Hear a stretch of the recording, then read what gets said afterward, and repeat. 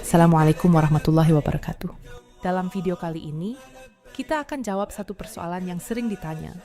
Sebenarnya, sholat sunat awabin dilakukan ketika duha atau selepas maghrib. Ada yang kata selepas maghrib, ada pula yang kata ia sholat duha. Jadi yang mana satu betul? Jangan risau. Dalam video ini kita akan lihat penjelasan ringkas berdasarkan pandangan ulama supaya kita dapat beramal dengan yakin dan tepat. Jom kita fahami bersama. Kan tuan-tuan pernah dengar orang kata sembahyang sunat awabin? Sembahyang sunat awabin ni apa dia? Betul-betul. Satu nak kata, ada ke sembahyang sunat awabin ni? Ada ke? Satu. Kalau ada, bila masa nak buat sembahyang tu? Benda ni perbincangan ulama panjang. Majoriti ulama kata apa? Sembahyang sunat awabin itu adalah sembahyang duha.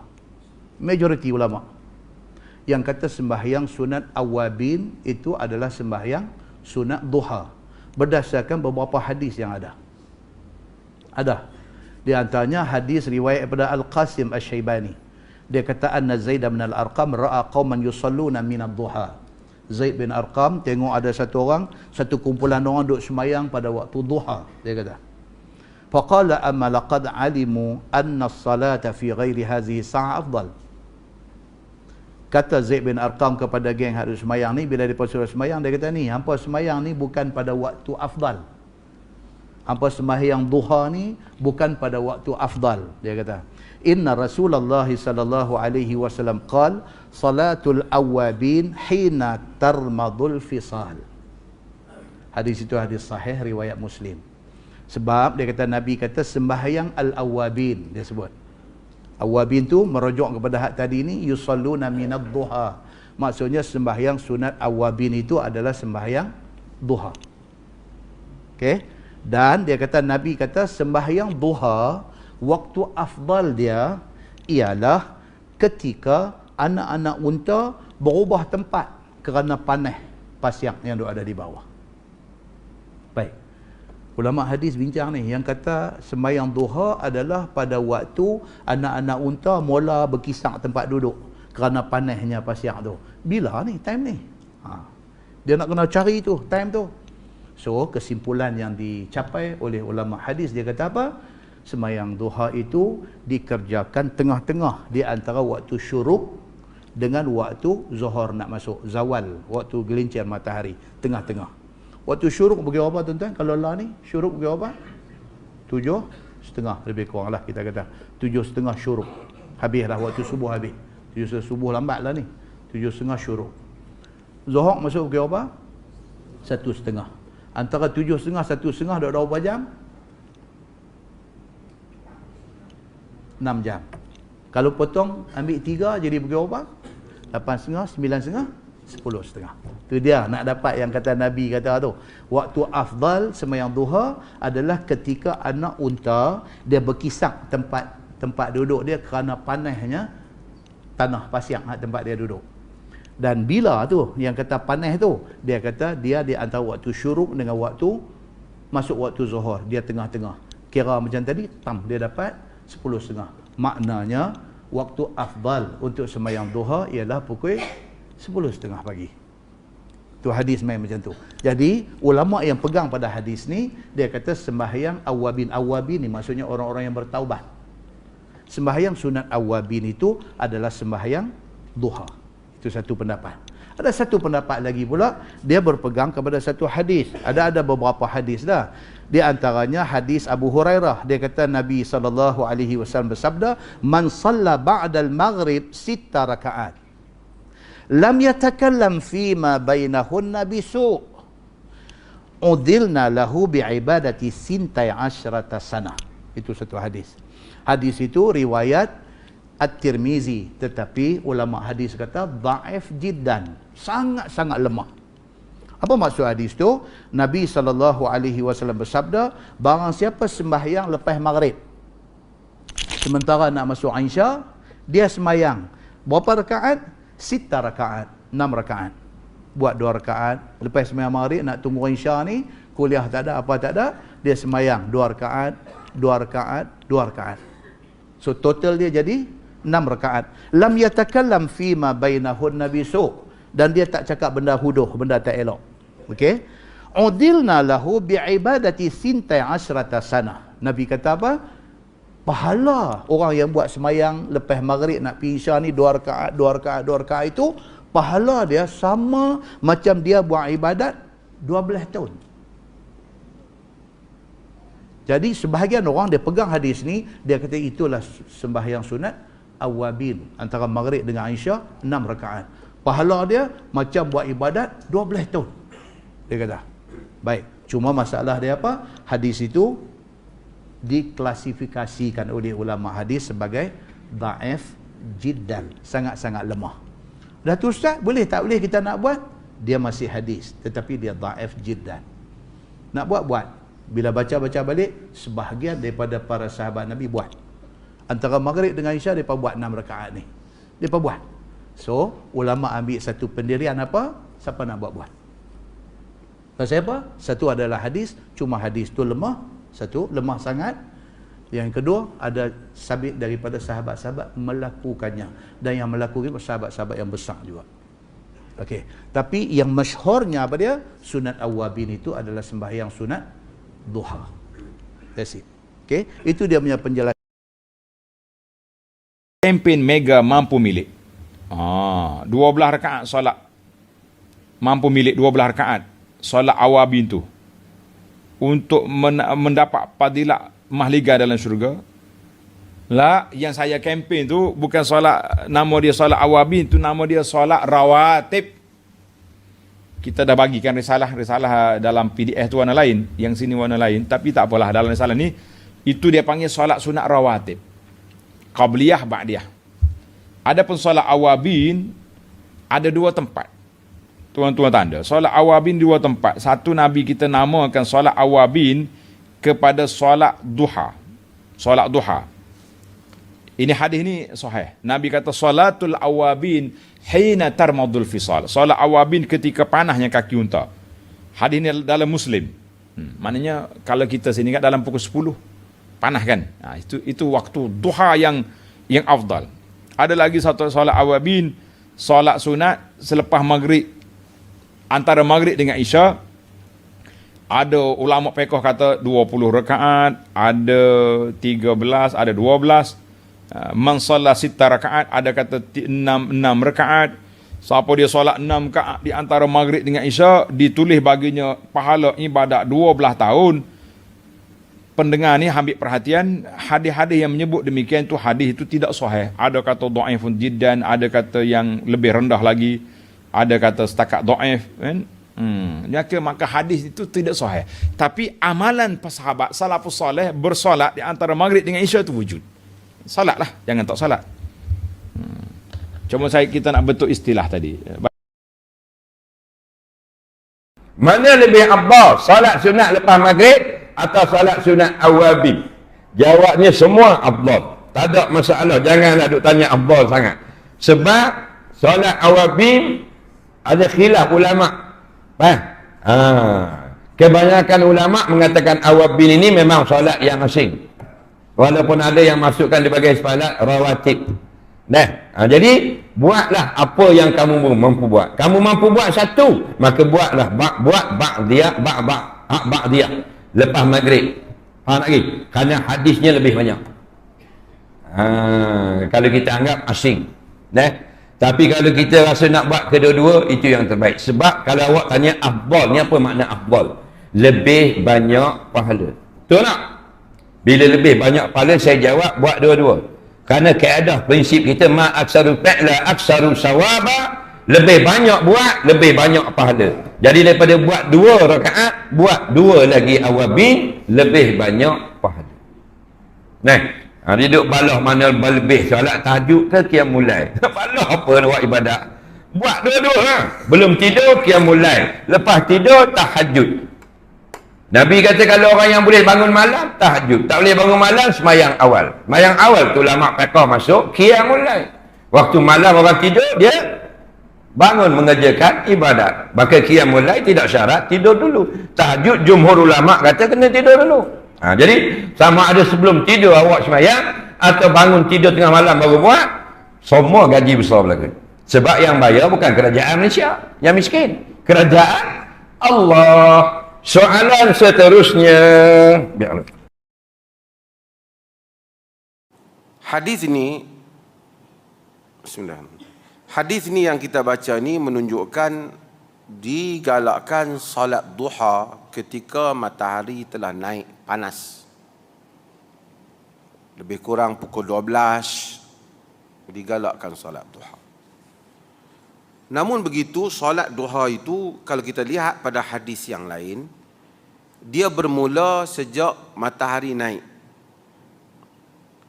Kerana Nabi SAW dalam hadis dia sebut, Nabi kata salli salatus subhi thumma qa'ud. Kamu semayanglah salat subuh, kemudian kamu duduk, thumma qa'ud 'ala salah, kemudian kamu duduk, kan, tunggu semayang hatta tatlu' asy-syamsu, sehingga matahari terbit, hatta tartafi', sehingga matahari terangkat. Jadi matahari angkat ni dengan kadar rumah, dengan kadar tombak ni berapa? Ukur mai sekitar lebih kurang 12 minit selepas matahari terbit. Nak bagi selesa sikit, kira-kira 15 minit. Selepas 15 minit terbitnya matahari, bermula bolehnya solat duha. Bila matahari terbit tu bererti telah tamat waktu apa? Subuh. Tunggu lagi 15 minit. Kalaupun nak solat duha. Nanti kita akan bincang, ada perbincangan para ulama tentang adakah ada perbezaan antara isyraq, duha dan seumpamanya. Okey. Ini adalah waktu duha boleh bermula. Cuma hadis ni dia menunjukkan awabin semayang ni paling bagus bila matahari dah naik tinggi sikit. Artinya kalau pukul 12 waktu Malaysia lah. Negara lain yang dengar kuliah saya ni dia jangan kira saya bercakap di Malaysia. Sekali mungkin pukul 12 ada zuhur lah. Di Malaysia ni mungkin pukul 11.30, matahari dah panas dah 10.30, boleh sembahyang duha. Bahkan itu disebut sebagai salatul awabin. Salat awabin. Tak, kalau saya nak sembahyang awal, tak lagi nak pi pasar, nak pi market, nak beli ikan, boleh tak? Boleh lah. Itu lepas 15 minit selepas terbit matahari sudah boleh duha. Cuma dia berterusan sehingga matahari di pertengahan. Dan yang terbaik kalau berdasarkan hadis ni, awabin ini ialah ketika apa? Matahari mula panas, seakan-akan kalau binatang tu pegang di badan anak unta tu rasalah panas. Kalau kita ambil pukul 11, 12, itu adalah waktunya. Itu berdasarkan kepada hadis yang ada dalam sini.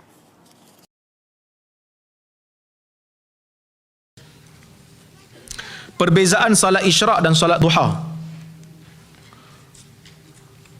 Bila nak buat salat isyraq dan bila nak buat salat duha. Salat ni setelah kita salat subuh tidak ada salat sunat. Okey? Tidak ada solat sunat, melainkan setelah matahari naik segalah. Kata para ulama, kadarnya, ulama moden hari ini dia kata kadarnya sekira-kira 15 minit ke 20 minit setelah matahari terbit. Setombak. Matahari naik sekadar tombak. Maka bila dah naik sekadar tombak, bila kita salat pada waktu tu, salat itulah yang dipanggil salat isyraq, iaitu salat duha yang dilakukan di awal waktu. Salat isyraq ialah salat duha yang dikerjakan di awal waktu. Adapun salat duha, dia ni waktunya panjang. Bermula daripada matahari naik setombak sehinggalah sebelum daripada matahari tegak atas kepala kan. Bila tegak atas kepala tak boleh solat dah. Maka solat duha yang dikerjakan di awal tu namanya isyraq. Adapun solat duha yang dikerjakan pada waktu matahari dah mula panas,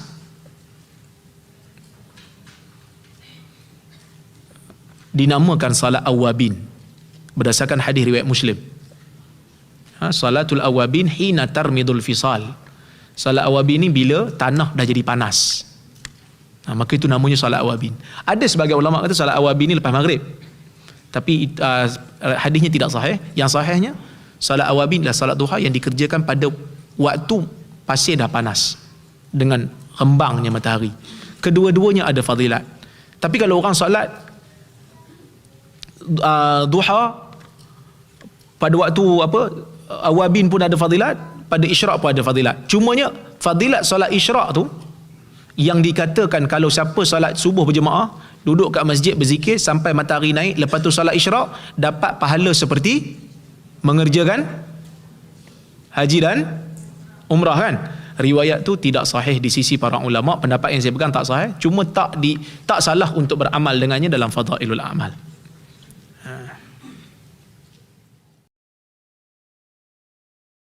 Yang boleh melaksanakan wasiat agama adalah orang yang benar beriman kepada Allah.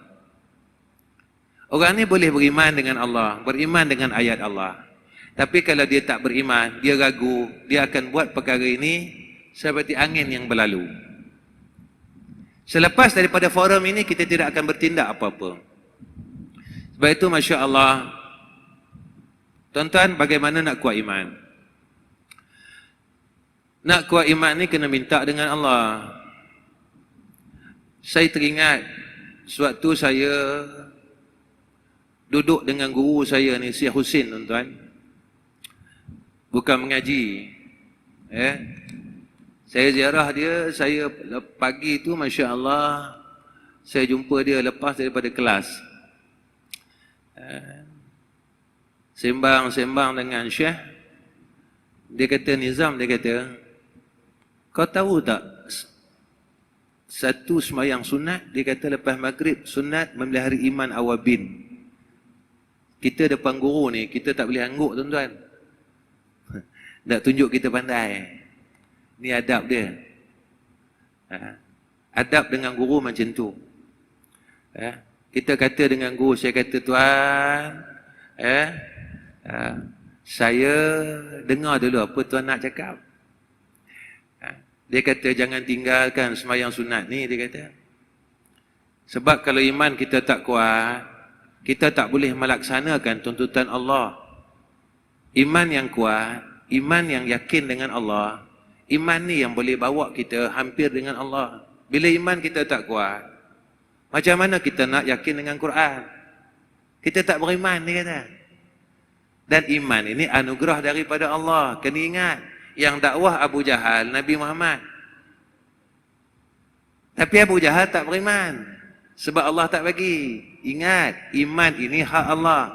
Kena jaga. Saya kata, bagaimana tuan? Semayang sunat, hifzil iman awabin. Dan saya pesan untuk diri saya dan tuan-tuan, tolong jangan tinggal semayang sunat melalui iman awabin. Kita ambil hak mudah, tuan-tuan. Kalau ikut kaifiat dia, rakaat pertama iaitu surah dia Al-Qadar, Inna Anzalna, kan? Baca sekali Al-Ikhlas 5 kali, Al-Falaq sekali, An-Nas sekali. Rakaat pertama, rakaat kedua macam tu. Tapi kita jenis orang lemah ni, jangan ambil macam tu. Kita jangan ambil macam tu. Kita baca surah Kulhu sudah. Rakaat pertama Kulhu, rakaat kedua Kulhu sudah. Habis daripada salam, tuan-tuan baca doa. Allahumma saddidni bil iman wahfazhu alayya fi hayati wa inda mamati wa ba'da wafati. Allahumma saddidni bil iman wahfazhu alayya fi hayati wa inda mamati wa ba'da wafati. Allahumma saddidni bil iman wahfazhu alayya في حياتي وعند مماتي وبعد وفاتي. Jangan tinggal tuan-tuan. Kenapa tak boleh tinggal? Sebab kita harap pertama biar mati dalam iman.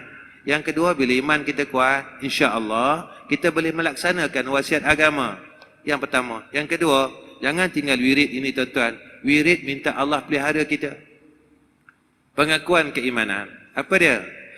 Amantu billahi wa bi rasulihi huwal awwalu wal akhiru wal zahiru wal batinu wa huwa ala kulli syai'in qadir. Amantu billahi wa bi rasulihi هو الأول والآخر والظاهر والباطن وهو على كل شيء قدير. آمنت بالله وبرسوله هو الأول والآخر والظاهر والباطن وهو على كل شيء قدير. Saya ajak dari saya ajak tuan-tuan baca 3 kali, lepas itu saya berhenti. Kita baca sama-sama. Amantu billahi wa bi rasulihi huwal awwalu wal akhiru wal zahiru wal batinu wa huwa ala kulli syai'in qadir. Amantu billahi wa bi rasulihi huwal awwalu wal akhiru wal zahiru wal batinu wa huwa ala كل شيء قدير. آمنت بالله وبرسوله هو الأول والآخر والظاهر والباطن وهو على كل شيء قدير. وآخر كلام السلام عليكم ورحمة الله وبركاته. Lebih afdal mana? Solat awabin dulu atau qabliyah dulu? Kalau mau solat maghrib, solat ba'diyah dulu. Habis solat ba'diyah baru solat awabin. Solat awabin itu mana? Solat awabin 2. Solat awabin siang, hadis riwayat Muslim. Salatul awabin inna tarmidul fisal. Solat awabin ketika panas terik, ketika anak onta tak bisa menempelkan perutnya ke panas terik, panas. Itu solat awabin siang. Pada jam 10, 11, 12 sampai 10 menit menjelang tergelincir matahari, zawal, azan zuhur. Salat awabin yang kedua, salat awabin antara maghrib dengan isya. Hadisnya mursal, dhaif, karena sanadnya putus, hilang sahabat. Hadis yang putus pada sahabat hilang, tak ada sahabatnya. Dari tabi'in langsung ke Nabi namanya mursal. Kalau putus di bawah namanya mu'allaq. Kalau putus di atas namanya mursal. Kalau putus di tengah namanya munqati'. Kalau putus dua berurutan rawinya hilang namanya mu'dhal. Hadis mursal dhaif. Hadis dhaif tetap boleh diamalkan untuk fadail a'mal. Nanti kalau ibu bapak solat awabin malam dari maghrib ke isya, ada orang mengatakan jangan laksanakan karena dhaif. Boleh, karena untuk fadail a'mal. Sebagai kesimpulan, kita boleh fahami bahawa solat awabin tidak terhad kepada satu waktu sahaja dalam perbahasan ulama. Dalam amalan masyarakat Islam, khususnya di rantau kita, solat awabin sering dikaitkan dengan solat sunat selepas maghrib. Namun dalam beberapa hadis, istilah awabin juga merujuk kepada solat duha pada waktu matahari semakin panas. Ini menunjukkan keluasan rahmat Allah, banyak peluang diberikan kepada kita untuk beribadah dan kembali kepadanya.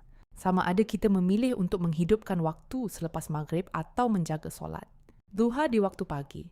Kedua-duanya adalah amalan yang memberi pahala dan mendidik hati supaya sentiasa dekat dengan Allah. Kadang-kadang kita sangka amalan besar mesti sesuatu yang susah, tetapi sebenarnya amalan sunat seperti ini jika dilakukan secara istiqamah boleh menjadi sebab datangnya ketenangan dalam hidup. Mulakan sedikit demi sedikit. 2 rakaat pun sudah cukup sebagai permulaan. Kemudian tambah apabila hati semakin kuat.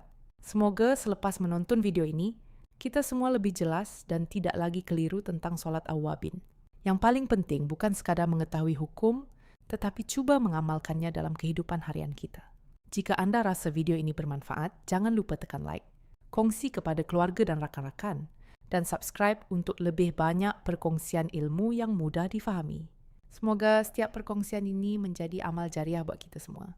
Assalamualaikum warahmatullahi wabarakatuh.